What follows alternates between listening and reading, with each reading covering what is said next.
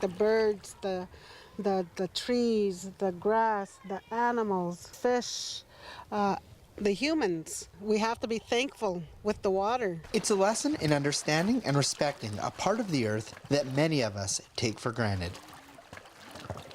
I get them to go and offer tobacco because we use water for so many things. We need water every day to drink, to keep alive. And it's just very important that they know that. And I'm glad that they're really young coming in the circle. It'll be with them as they get older. Understanding how water plays a cultural and spiritual role was just one of 8 activities that grade 5-6 students participated in during Sioux Lookouts' first ever water festival. The purpose is to make children aware of the value of water, of the need to protect it, of the need to conserve it, and of the need not to pollute it. So it's really a day to focus on the incredible value of our water. From teaching children about the effects of pollution and conservation to learning about the water cycle and ecosystems, each station offered a different perspective on the importance water plays in our day-to-day life. It's fantastic. It's great. We're having fun.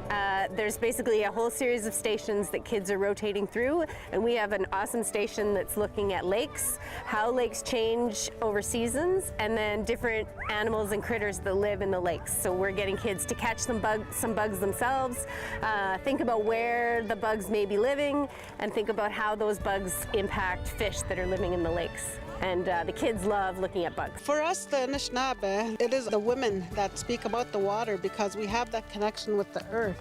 The earth with the water gives life.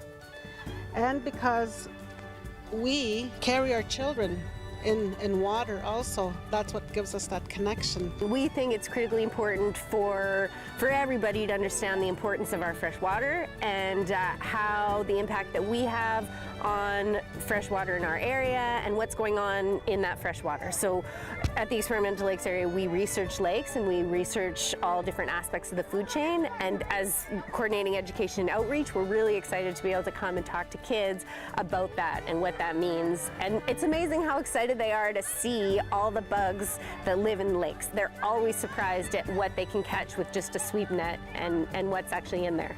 It's always nice to get outside. Everybody is very engaged. They're learning some things that are fairly complicated, but they're very interested in what they're learning. And I think everybody's leaving feeling as if they're going to think about what they put down their drain and about how they can help protect our water. We're learning about saving water. About water and how much we use. And how important it is. So today we're learning how you can save water and how if people take away water, a way that you can get it back, and how people from different countries have to go, say, 2 hours or so to get buckets of water and travel back. We learned about water creatures and stuff. We learned about wetlands with these kind of animals, I forget what they're called. Geese. Yeah, geese. And having fun too. For us, a water festival is kind of a no-brainer. So even though this is our first one, when we looked around the province and saw that these festivals go on, we thought this fits. It fits with Cedar Bay, with our desire to keep this area pristine and wild.